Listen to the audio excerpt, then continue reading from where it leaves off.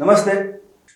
News ವಾಹಿನಿಯವರಿಗೆ ಹಾಗೂ ನಾಡಿನ ಜನತೆಗೆ, ಕಲಾಭಿಮಾನಿಗಳಿಗೆ, ಡಾಕ್ಟರ್ ವಿಷ್ಣು ಅಭಿಮಾನಿಗಳಿಗೆ, ಇವತ್ತು ನಾವು ಸ್ಪೀಡ್ ನ್ಯೂಸ್ ವಾಹಿನಿ ಬಂದಿರೋ ಉದ್ದೇಶ ಇವತ್ತು ಮೇರುನಟ, ಕರ್ನಾಟಕ ರತ್ನ ಡಾಕ್ಟರ್ ವಿಷ್ಣುವರ್ಧನ್ ರವರ ಏನು ಪುಣ್ಯಭೂಮಿ ಅಂತ್ಯ ಸಂಸ್ಕಾರ ಆಗಿದ್ದ ಜಾಗ ಧ್ವಂಸ ಆಗಿ ಇವತ್ತಿಗೆ 8/8/2026 1 ವರ್ಷ ಆಯಿತು. ಇವತ್ತು ನಮಗೆ ಕರಾಳ ದಿನ. ಅಭಿಮಾನಿಗಳಿಗೆ ಕರಾಳ ರಾತ್ರಿ, ಕರಾಳ ದಿನ. ತುಂಬ ನೋವುಪಟ್ಟ 40 ವರ್ಷಗಳ ಇತಿಹಾಸದಲ್ಲೇ ನೋವುಪಟ್ಟ ದಿನ. ವಿಷ್ಣುಜಿ ಅಭಿಮಾನಿಗಳು ಹಾಗೂ ನಾಡಿನ ಜನತೆ, ಇವತ್ತು ನಾವು ಕೆಲವು ವಿಷಯಗಳನ್ನ ಹಂಚ್ಕೊಳ್ಳೋಕೆ ಬಂದಿದ್ದೀವಿ. ಇವತ್ತು ನಮ್ಮ VSS ಅಭಿಮಾನ್ ಡಾಕ್ಟರ್ ವಿಷ್ಣುವರ್ಧನ್ ಪುಣ್ಯಭೂಮಿ ಟ್ರಸ್ಟ್ನ ಕಾನೂನು ಸಲಹೆಗಾರರು ಮತ್ತು ಹಿರಿಯ ಹೈಕೋರ್ಟ್ ವಕೀಲರು, ಅವರು ಸರ್ಕಾರಿ ಅಭಿಯೋಜಕರಾಗೂ ಕೆಲಸ ಮಾಡಿದ್ದಾರೆ. ಅವರನ್ನು ನಾನು ಇವತ್ತು ಸ್ಪೀಡ್ ವಾಹಿನಿಯವ್ರು ಕರ್ಕೊಬಂದೆ. ಯಾಕೆಂದರೆ ನಾನು ಅವ್ರ ಹತ್ರ ಒಂದು ಸಾರ್ವಜನಿಕವಾಗಿ ನಾನು ಅವ್ರನ್ನ ಕೇಳೋದಿದೆ, ಅವರು ಸಾರ್ವಜನಿಕವಾಗಿ ಹೇಳೋದಿದೆ. ಕೋರ್ಟ್ ಕೇಸ್ ಇರ್ಬೋದು, ಅರಣ್ಯ ಇಲಾಖೆ, ಕಂದಾಯ ಇಲಾಖೆಗಳ ಕೇಸ್ಗಳು ಏನು ಮಾಡಿದ್ದಾರೆ ಇರ್ಬೋದು. ನಮ್ಮ ವಕೀಲರು ನಾನು ನೇರವಾಗಿ ನಿಮ್ಮನ್ನು ಭೇಟಿ ಮಾಡಿಸಿ ಮಾತಾಡೋಕ್ಕೆ ನಾನು ಬಂದಿದ್ದೀನಿ. ತುಂಬ ಅಭಿಮಾನಿಗಳು ಕೋರ್ಟ್ ಬಗ್ಗೆ, ಕೇಸ್ ಬಗ್ಗೆ ಏನಾಗಿದೆ, 1 ವರ್ಷ ಆಯಿತು ಅಂತ. ಅದಕ್ಕೆ ಇವತ್ತು ನಮ್ಮ ಅರುಣ್ ಸರ್ ಬಂದಿದ್ದಾರೆ. ತಮಗೆ ಧನ್ಯವಾದಗಳು. ಸ್ಪೀಡ್ ವಾಹಿನಿ ಪರವಾಗಿ, ನಮ್ಮ ವಿಷ್ಣು ಸೇನಾ ಸಂಘಟನೆ ಹಾಗೂ ಟ್ರಸ್ಟ್ ಪರವಾಗಿ, ನಾಡಿನ ಅಭಿಮಾನಿಗಳ ಪರವಾಗಿ ಸರ್. ಸರ್, ಇವತ್ತು 1 ವರ್ಷ ಆಯಿತು. ನೀವು ನಿಮ್ಮ ಜೊತೆಲೇ ಇದ್ರಿ, ಕೇಸ್ಗಳು ನಡೆಸ್ತಾ ಇದ್ರಿ, PIL ಹಾಕಿದ್ರಿ. ಮತ್ತು ಕಡೆಯ ಹಂತದಲ್ಲಿ ಕೇಸು 4504 ಕೇಸ್ ಮುಗಿಯೋ ಹಂತದಲ್ಲಿ ನಾವು ಜೈನ್ ಆದ್ವಿ. ಆ ಸಂದರ್ಭದಲ್ಲಿ ಸರ್ಕಾರ ಕೋರ್ಟ್ಗೆ ಮನವರಿಕೆ ಮಾಡಿಕೊಡ್ಲಿಲ್ಲ. 10 ಗುಂಟೆ ಜಾಗದ ಬಗ್ಗೆ ನಾನು ಸರ್ಕಾರಕ್ಕೆ ಮನವಿ ಕೊಟ್ಟಿದ್ದೆ. 10 ಗುಂಟೆ ನಮಗೆ ಬಗೆಹರಿಸಿ ಅವ್ರಿಗೆ 2 ಎಕರೆ ವಾಪಸ್ ಕೊಟ್ಟು ಕೇಸ್ ಕ್ಲೋಸ್ ಮಾಡಿ ಅಂತ. ಆವಾಗಿನ ಜಿಲ್ಲಾಡಳಿತ, ದಕ್ಷಿಣ ತಾಲೂಕು, ಆಗಿನ ಜಿಲ್ಲಾಧಿಕಾರಿಗಳು ಯಾವುದೇ ಕ್ರಮ ತಗೊಂಡಿಲ್ಲ. ಅಂತಿಮವಾಗಿ ನೀವೇ ವಾದ ಮಾಡಿ 10 ಗುಂಟೆ ಉಲ್ಲೇಖ ಆಗೋಂಗೆ ಅದು ಮಾಡಿದ್ರಿ. ಅದು ಸ್ಟಾಪ್ ಆಯಿತು. ಅದಾದ್ಮೇಲೆ ನಾವು PIL ಹಾಕೊಂಡ್ವಿ. ರಿಟ್ ಅಪೀಲ್ ಹಾಕಬೇಕಾಯಿತು, ಕಾರಣಾಂತರಗಳಿಂದ ಹಾಕಲಿಲ್ಲ. ಇದಕ್ಕೆ ಏನು ಹೇಳ್ತೀರಿ ಸರ್? ಮೊದಲನೇದಾಗಿ ನಾಡಿನ ಸಮಸ್ತ ವಿಷ್ಣುವರ್ಧನ್ ಅಭಿಮಾನಿಗಳಿಗೆ ನಮಸ್ಕಾರಗಳು. ನಿಮ್ಮೆಲ್ಲರ ಪ್ರೋತ್ಸಾಹ, ಬೆಂಬಲ, ಆಶೀರ್ವಾದದಿಂದ ಸಾಹಸ ಸಿಂಹ ಮೇರುನಟ ಡಾಕ್ಟರ್ ವಿಷ್ಣುವರ್ಧನ್ ಅವರಿಗೆ ನ್ಯಾಯ ಕೊಡಿಸಬೇಕು ಅಂಥೇಳಿ ಕಾನೂನು ಹೋರಾಟವನ್ನು ಕೈಗೊಂಡಿದ್ದೇವೆ. ಈ ಕಾನೂನು ಹೋರಾಟದಲ್ಲಿ ಹಗಲಿರುಳು ನಮ್ಮ ಜೊತೆ ನಿಂತು ಸಪೋರ್ಟ್ ಮಾಡ್ತಾ ಇರತಕ್ಕಂತಹ ಶ್ರೀಯುತ ರಾಜು ಗೌಡ್ರಿಗೂ ಕೂಡ ಧನ್ಯವಾದಗಳನ್ನು ತಿಳಿಸ್ತೇನೆ. ಆದರೆ ದುರ್ದೈವವಶಾತ್ ನಮಗೆಲ್ರಿಗೂ ಗೊತ್ತೇ ಇದೆ, ಸಾಹಸ ಸಿಂಹ ವಿಷ್ಣುವರ್ಧನ್ ಅವರಿಗೆ ಅವರು ಜೀವಂತ ಇದ್ದಾಗಲೂ ಕೂಡ ಅವರಿಗೆ ಸಲ್ಲಬೇಕಾದ ಗೌರವ ಆಗಲಿ, ಸಲ್ಲಬೇಕಾದ ಒಂದು ಏನು ಅವರು ನಿಜವಾಗಲೂ ಅರ್ಹರಿದ್ದರು ಅದು ಸಂದಿರಲಿಲ್ಲ. ಅವರ ಕಾಲವಾದ ನಂತರವೂ ಕೂಡ ದುರ್ದೈವವಶಾತ್ ಅದೇ ನೋಡಿ, ಕರ್ನಾಟಕ ರತ್ನ ಕೊಟ್ಟಿದ್ದಾರೆ, ಅದರ ಬಗ್ಗೆ ನಮಗೇನೂ ತಕರಾರಿಲ್ಲ. ಆದರೆ ನಾವು ಕೇಳಿದ್ದೊಂದು, ಅವರು ಕೊಟ್ಟಿದ್ದೊಂದು. ಆದರೆ ಕರ್ನಾಟಕ ರತ್ನವನ್ನು ನಾವು ಸಂತೋಷದಿಂದ ಸ್ವೀಕರಿಸ್ತೀವಿ ಅಪ್ಪಾಜಿ ಪರವಾಗಿ. ಆದರೆ ಅಲ್ಲಿಗೆ ಸಾಲದು ಅಂತ ನಾವು ಹೇಳೋದು. ನಾವು ಕೇಳ್ತಾ ಇರ್ತಕ್ಕಂಥದ್ದು ಇಷ್ಟೇ, ಅವರು ತೀರಿಕೊಂಡ ನಂತರ ಸರ್ಕಾರದ ವತಿಯಿಂದನೇ ಅಭಿಮಾನ್ ಸ್ಟುಡಿಯೋದ ಒಂದು ಸ್ಥಳದಲ್ಲಿ 10 ಗುಂಟೆ ಜಾಗದಲ್ಲಿ ಅವರಿಗೆ ಒಂದು ಅಂತಿಮ ಸಂಸ್ಕಾರ ಮಾಡಲಾಯಿತು. ಆ ಸ್ಥಳ ತುಂಬ ಭಾವನಾತ್ಮಕವಾಗಿ ಹಾಗೇ ಧಾರ್ಮಿಕವಾಗಿ ಕೂಡ ಎಲ್ಲ ಅಭಿಮಾನಿಗಳಿಗೆ ಅದು ಒಂದು ಪುಣ್ಯಭೂಮಿ ಇದ್ದಂತೆ. ಆ ಪುಣ್ಯಭೂಮಿಯನ್ನು ಕಾಪಾಡಿಕೊಳ್ಬೇಕು ಅನ್ನೋದು ನಮ್ಮ 2015ರಿಂದ ನಾವು ಹೋರಾಟ ಮಾಡ್ಕೊಂಡು ಬರ್ತಾಯಿದ್ದೀವಿ. ಈ ಹಂತದಲ್ಲಿ ಕಳೆದ ವರ್ಷ ಜನವರಿ 13, 2025ರಂದು ನಮ್ಮನ್ನು ಯಾರನ್ನೂ ಪಾರ್ಟಿ ಮಾಡದೆ ಡೈರೆಕ್ಟಾಗಿ ಹೈಕೋರ್ಟ್ಗೆ ಒಂದು ರಿಟ್ ಅರ್ಜಿಯನ್ನು ಸಲ್ಲಿಸಿ, ಒಂದೇ ದಿನದಲ್ಲಿ ಆ ರಿಟ್ ಅರ್ಜಿಯನ್ನು ಇತ್ಯರ್ಥಪಡಿಸ್ಕೊಂಡು 2 ತಿಂಗಳ ಒಳಗಾಗಿ ಆ ಜಾಗವನ್ನು ಧ್ವಂಸ ಮಾಡಬೇಕು ಅನ್ನೋ ಒಂದು ಆದೇಶವನ್ನು ಕೋರ್ಟ್ಗೂ ಕೂಡ ತಪ್ಪು ಗ್ರಹಿಕೆ ಕೊಟ್ಟು, ಅದು ಒಂದು ಪಾಳು ಬಿದ್ದ ಕಟ್ಟಡ ಅಂತ ಹೇಳಿ ಕೋರ್ಟ್ಗೆ ಮರೆಮಾಚಿ ಸತ್ಯ ಸಂಗತಿಯನ್ನು ಆ ಒಂದು ಆದೇಶವನ್ನು ತರ್ತಾರೆ. ಆ ಆದೇಶದ ಬಗ್ಗೆ ಯಾರಿಗೂ ಗಮನಕ್ಕೆ ಇರಲಿಲ್ಲ.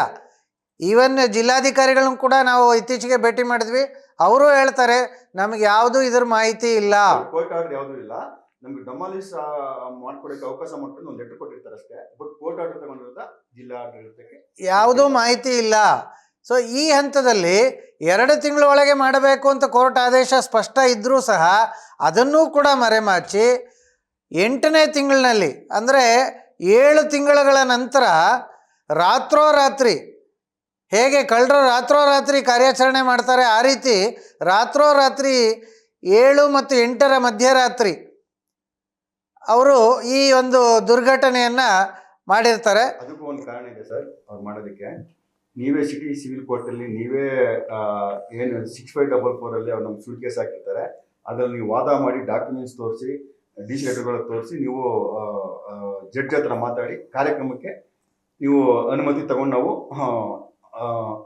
15 ಪುಣ್ಯಸ್ಮರಣೆ ಕಾರ್ಯಕ್ರಮನ ಡಿಸೆಂಬರ್ 30, 2024 ನಾವು ಕಾರ್ಯಕ್ರಮ ನಾವು ನೋಡಿ ಅಲ್ಲಿ ಮಾಡ್ತೀವಿ. ಅಲ್ಲಿ ಅವ್ರೇನು ಕೇಸ್ ಹಾಕಿದ್ರು ಅಂದರೆ, ನಾವು ಆ ಜಾಗಕ್ಕೆ ಒಳಗಡೆ ಪ್ರವೇಶ ಮಾಡಬಾರ್ದು, ತಾತ್ಕಾಲಿಕ ತಡೆಯಾಜ್ಞೆ ಕೊಡಿ ಅಂತ ಕೇಳಿದ್ರು.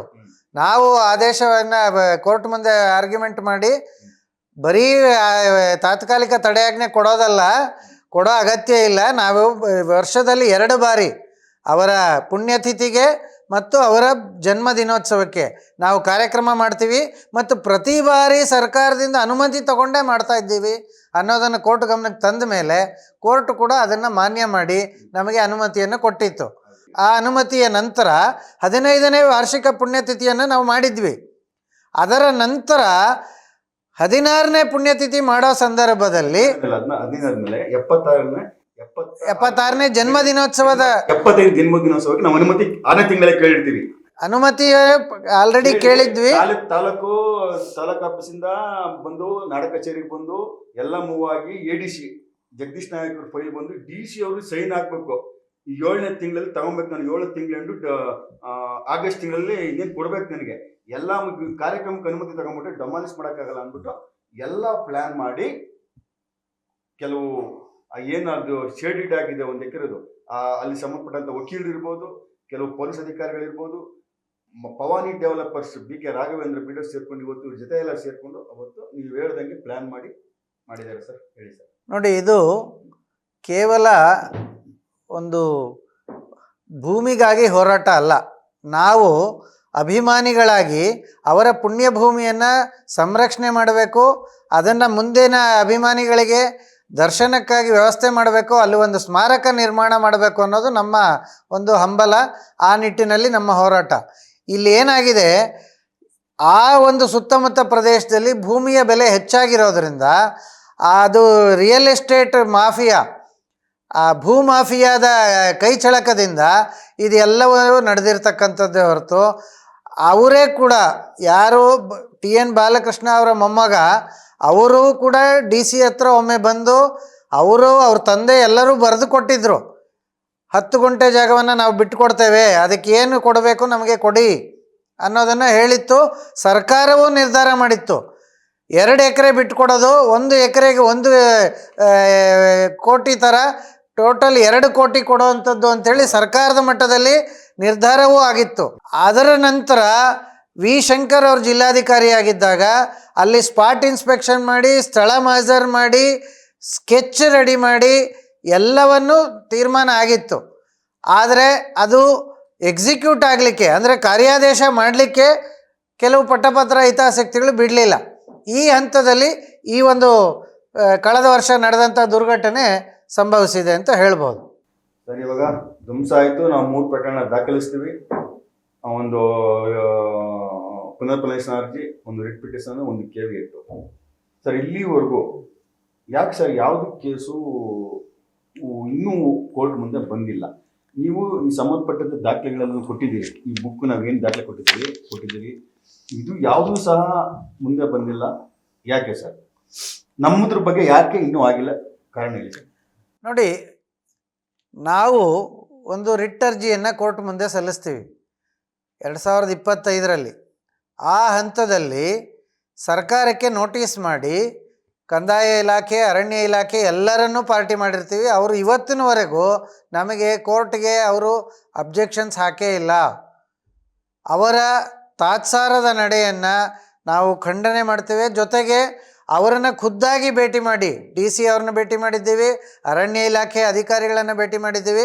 ಈ ನಿಟ್ಟಿನಲ್ಲಿ ನಿಮ್ಮ ನಿಲುವೇನಿದೆ ಅದನ್ನು ಕೋರ್ಟ್ ಗಮನಕ್ಕೆ ತನ್ನಿ, ಕೋರ್ಟಿಂದ ಒಂದು ಆದೇಶ ಮಾಡಿಸಿ ಅಂತ ನಾವು ಸಾಕಷ್ಟು ಬಾರಿ ಮನವಿ ಮಾಡಿಕೊಂಡ್ರು. ಇದುವರೆಗೂ ಅಧಿಕಾರಿಗಳು ನಮಗೆ ಸ್ಪಂದನೆ ಮಾಡಿಲ್ಲ.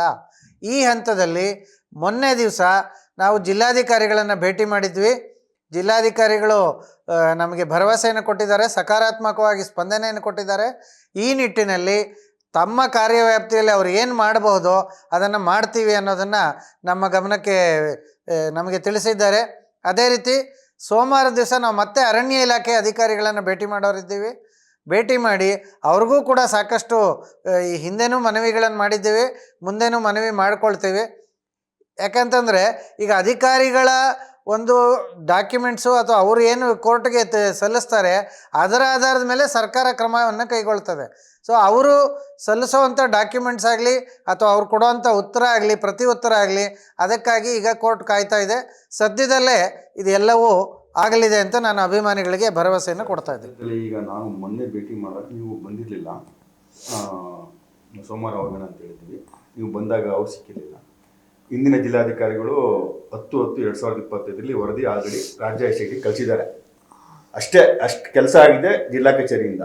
ಮುಂದಕ್ಕೆ ಎರಡನೇ ಅಂತ ಏನಿದೆ, ಮುಖ್ಯ ಪ್ರಧಾನ ಕಾರ್ಯದರ್ಶಿಗಳು ಕಂದಾಯ ಇಲಾಖೆ ರಾಜೇಂದ್ರ ಕಾಟೆ ಇರ್ಬೋದು, CS ಡಾಕ್ಟರ್ ಶಾಲಿನಿ ರಜೀಶ್ ಇರ್ಬೋದು, ಈಗಿನ ಜಿಲ್ಲಾಧಿಕಾರಿ ಅವ್ರು ನೂತನವಾಗಿ ಬಂದಿದ್ದಾರೆ ಕಾಂತರಾಜ್ PS ಅವರು ಮೊನ್ನೆ ಮೀಟಿಂಗ್ ತಗೊಂಡಿದ್ದರು. ಅವರು ಜಿಲ್ಲಾಧಿಕಾರಿಗಳು, ಉಪ ಸಂರಕ್ಷಣಾಧಿಕಾರಿಗಳು ಈಗ ಬೇರೆ ಬಂದಿದ್ದಾರೆ ಚಕ್ರಪಾಣಿ ಅಂತ.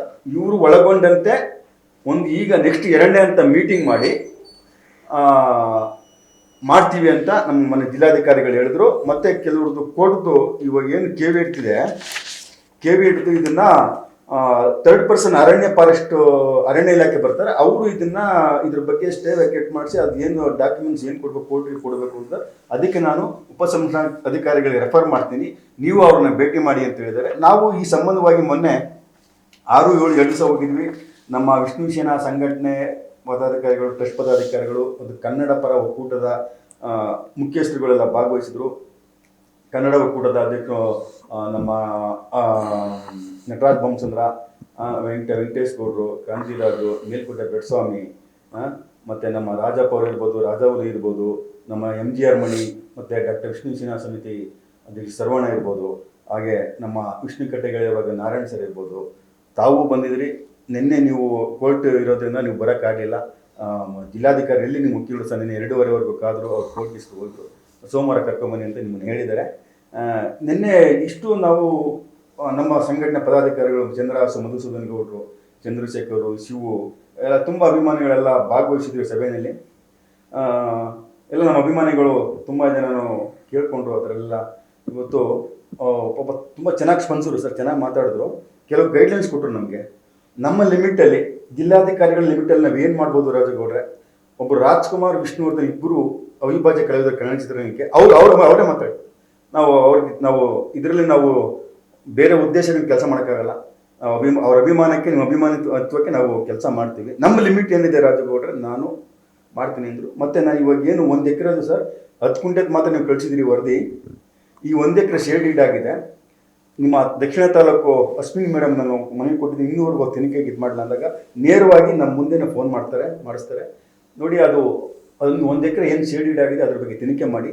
ಮತ್ತು ಇನ್ನೊಂದು ನಾನು ಮನವಿ ಕೊಟ್ಟಿರ್ತೀನಿ ಅವರಿಗೆ, ಜಿಲ್ಲಾಧಿಕಾರಿಗಳಿಗೆ, ಏನಂತಂದರೆ ಡೊಮಾಲಿಸ್ ಆಗಿದ್ದಾಗ ಸುಮಾರು 5 ಲಕ್ಷ ಖರ್ಚು ಮಾಡಿ ಮಂಟಪ ಕಟ್ಟಿರೋದು, ತಂತಿ ಬೇಲಿ ಹಾಕಿದ್ದು ಸರ್ಕಾರ ಒಂದು 2 ಲಕ್ಷ ರೂಪಾಯಿ ಖರ್ಚು ಮಾಡಿ, ಗೇಟ್ ಹಾಕಿರೋದು ಸರ್ಕಾರ, ಈಗಿರೋ ಗೇಟು ಸರ್ಕಾರದ. ಇದು ಎಲ್ಲನೂ ನಾವು ಸರ್ಕಾರದ ವಶಕ್ಕೆ ತಗೊಬೇಕು. ಮತ್ತು ನಮಗೇನು ಧ್ವಂಸ ಆಗಿದ್ದಾರೆ ಅದ್ರ ಬಗ್ಗೆ ಸಲಕರಣೆಗಳು ಏನಿದೆ ನಮಗೆಲ್ಲ ವಾಪಸ್ ಬೇಕು. ಗಂಟೆಗಳು ಸುಮಾರು ಲಕ್ಷಾಂತರ ರೂಪಾಯಿ ಗಂಟೆಗಳದು. ಇದ್ರ ಬಗ್ಗೆ ನಾನು ನಾಳೆ ಡೊಮಾಲಿಸ್ಗೆ ಮುಂಚೆ ಕಂಪ್ಲೇಂಟ್ ಕೊಟ್ಟಿದ್ದೆ, ಅದೆಲ್ಲ NCR ಆಗಿದೆ. ಕೋರ್ಟಲ್ಲಿ ನಾವು ತೀರ್ಮಾನ ತಗೋತೀವಿ ಅಂತ ಸ್ಟೇಷನ್ಗೆ ಹೇಳಿದ್ದಾರೆ ಯಾರು, ಅಭಿಮಾನ್ ಸುಳಮಲ್ಲಿಗೆ ಕಾರ್ತಿಕ್. ಸಿವಿಲ್ ಕೋರ್ಟಲ್ಲಿ ಇಲ್ಲಿ ಅವ್ರಿಗೆ ಯಾವುದು ಎವಿಡೆನ್ಸೇ ಕೊಟ್ಟಿಲ್ಲ, ನಾವು ಸುಳ್ಳು ಕೇಸ್ ಹಾಕಿ ಯಾವುದು ಅಟೆಂಡೇ ಆಗಿಲ್ಲ. ಕೇಸ್ಗಳೆಲ್ಲ ಜಡ್ಜು ಎಲ್ಲ ಕ್ಲೋಸ್ ಮಾಡಿದ್ರು ಸರ್. ಇವಾಗ ನಾನು ಇದಕ್ಕೆ ಅವರು ತಕ್ಷಣವೇ ಸ್ಪಂದಿಸಿ ನೇರವಾಗಿ ತಹಸೀಲ್ದಾರ್ ಹತ್ರ ಮಾತಾಡಿ ಈ ಎರಡು ವಿಷಯದ ಬಗ್ಗೆ, ಧ್ವಂಸ ಆದ ಸಲಕರಣೆಗಳ ಬಗ್ಗೆ 1 ಎಕರೆ ಜಾಗದ ಬಗ್ಗೆ ತನಿಖೆ ಮಾಡಿ ಅಂತ ಆದೇಶ ಮಾಡಿದ್ದಾರೆ ಬೆಂಗಳೂರು ದಕ್ಷಿಣ ತಾಲೂಕು ತಹಸೀಲ್ದಾರ್ ಅವರಿಗೆ. ಮತ್ತೆ ಈ ನಮಗೆ ಏನು ಇದು KV8 ಬಗ್ಗೆ ನಾವು ಉಪ ಸಂರಕ್ಷಣಾಧಿಕಾರಿಗಳು ಇವಾಗ ಯಾರು ಬಂದಿದ್ದಾರೆ, ರವೀಂದ್ರ ಕುಮಾರ್ ಇದ್ರು, ಅವರು ಇವಾಗ ರಿಟೈರ್ಡ್ ಆಯಿತು. ಅವರ ಸುನೀಲ್ ಸೇನ್ ಬಂದಿದ್ರು, ಅವರು ಚೇಂಜ್ ಆಗಿದ್ದಾರೆ. ಯಾರು ಚಕ್ರಪಾಣಿ ಅವರು ಬಂದಿದ್ದಾರೆ. ಎಲ್ಲೇ ನೀವು CM ಕೊಡಿ, CS ಕೊಡಿ, ಮುಖ್ಯ IFC ಮುಖ್ಯಸ್ಥರು ಇವರು ಮೀನಾಕ್ಷಿ ನೇಗಿ ಅವ್ರು ಕೊಟ್ಟಿದ್ದೀವಿ. ಮತ್ತು ಕಂದಾಯ ಭವನ ಅಂಜುಮ್ ಪರ್ವೇಸ್ ಅಂದ್ಬಿಟ್ಟು ಅರಣ್ಯ ಇಲಾಖೆ ಮುಖ್ಯಸ್ಥರು, ಅವರು ಎಲ್ಲ ಲೆಟ್ರುಗಳು ಹೋಗಿ ಉಪ ಸಂರಕ್ಷಣಾಧಿಕಾರಿಗಳು ಯಾರಿದ್ದಾರೆ, ಈ SITನಲ್ಲಿ ಯಾರಿದ್ದಾರೆ, ಅಲ್ಲಿ ಎಲ್ಲವೂ ನಮ್ಮ ಮನೆಗೆ ತಲುಪಿವೆ. ಇವಾಗ ನಾವು DC ಅದನ್ನೇ ಹೇಳಿದ್ರು, ಇದಕ್ಕೆ ಎಲ್ಲ ಅವರೇ ಇದು ಮಾಡಬೇಕು, ನೀವು ಅವ್ರನ್ನ ಭೇಟಿ ಮಾಡಿ, ನಾನು ನಮ್ಮ ಕಡೆಯಿಂದ ರೆಫರ್ ಮಾಡಿಸ್ತೀನಿ. ಕಂದಾಯ ಇಲಾಖೆ ಯಾರಿದ್ದಾರೆ, ಮುಖ್ಯ ಪ್ರಧಾನ ಕಾರ್ಯದರ್ಶಿಗಳು, ಅವ್ರ ಕಡೆಯಿಂದ ನಾನು ರೆಫರ್ ಮಾಡಿಸ್ತೀನಿ. ಅವರು ಇದು ಕೋರ್ಟ್ಗೆ ಇದು ಮಾಡಬೇಕು ಅಂದ್ಬಿಟ್ಟು ಅದನ್ನ 3rd ಪರ್ಸನ್ ಫಾರೆಸ್ಟಿ ಅಂತ ಇಲ್ಲಿ ಮೆನ್ಷನ್ ಮಾಡಿ ಹೇಳ್ತಾರೆ ಸರ್. ನೋಡಿ ಸರ್, ನಿಜಾನ ಸರ್ ಅದು? ನೋಡಿ, ಈ ಆದೇಶ ಕಾರ್ತಿಕ್ ಅವರು ಒಂದು ರಿಟ್ ಅರ್ಜಿಯನ್ನು ಹಾಕ್ತಾರೆ 2025ರಲ್ಲಿ. ಅರಣ್ಯ ಇಲಾಖೆಯವರು ನಮ್ಮ ಜಾಗವನ್ನು ವಶಪಡಿಸ್ಕೊಳ್ಳೋ ಪ್ರಯತ್ನದಲ್ಲಿದ್ದಾರೆ, ಅದನ್ನು ತಡೆಗಟ್ಟಿ ಅಂಥೇಳಿ ಹೈಕೋರ್ಟ್ಗೆ ಅರ್ಜಿಯನ್ನು ಸಲ್ಲಿಸ್ತಾರೆ. ಆ ದಿನ ರಿಟ್ ಅರ್ಜಿ ಸಲ್ಲಿಸುವ ದಿನ ಆ ಅರಣ್ಯ ಇಲಾಖೆಯವರು ಯಾವುದೇ ಕ್ರಮ ಕೈಗೊಂಡಿರಲಿಲ್ಲ. ಅದರ ನಂತರವೂ ಕೂಡ ಅವರು ಕ್ರಮ ಕೈಗೊಳ್ಳಬೇಡಿ ಅಂತಿಲ್ಲ, ಯಾವುದೇ ಉಗ್ರ ಕ್ರಮಗಳನ್ನು ಇದು ಮಾಡಬೇಡಿ ಅಂತ ಅಷ್ಟೇ ಇದೆ ಹೊರತು ಇವರು ತನಿಖೆ ಮಾಡೋದಕ್ಕಾಗಲಿ ಅಥವಾ ಅವ್ರಿಗೆ ನೋಟಿಸ್ ಕೊಡೋದಕ್ಕಾಗಲಿ, ನೋಡಿ ಇದು ಫಾರೆಸ್ಟ್ ಜಾಗ ಇದೆ, ನೀವು ಫಾರೆಸ್ಟ್ ಜಾಗದಲ್ಲಿ ಏನು ಮಾಡ್ತಾ ಇದ್ದೀರಿ, ಕಂದಾಯ ಇಲಾಖೆಗೆ ನಾವು ಲೆಟ್ರ್ ಬರೆದಿದ್ದೇವೆ ಅಂತ ಹೇಳೋದಾಗಲಿ ಯಾವುದೇ ಕ್ರಮಗಳನ್ನು ಇದುವರೆಗೂ ಕೂಡ ಅರಣ್ಯ ಇಲಾಖೆಗಳು ಕಳೆದ 1 ವರ್ಷದಿಂದ ಮಾಡಿಲ್ಲ.